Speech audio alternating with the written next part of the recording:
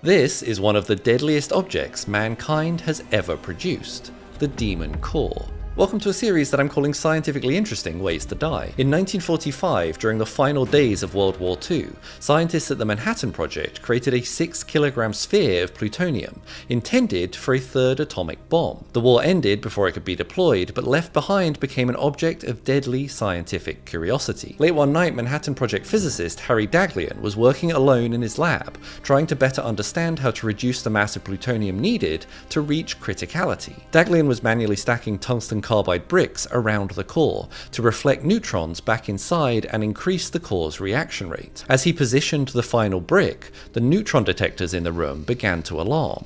The core was approaching supercriticality, potentially turning science experiment into atom bomb. In the rush to pull his hands away, the brick slipped from his grasp and fell directly into the assembly. A blue flash of light filled the room as an intense burst of radiation ionized the air around him. Desperate to stop the reaction, Daghlian was forced to disassemble part of the reactor sidewall, and in the process received a massive dose of radiation, estimated to be 5.1 sieverts to his hands alone. Straight away his hands began to blister, and waves of nausea swept his body, the early signs of radiation sickness. He was rushed to the local hospital, where he fought for 25 days as his bodily functions collapsed around him. Ultimately, the damage done in the exposure was too much, and he became the first ever victim of a criticality incident.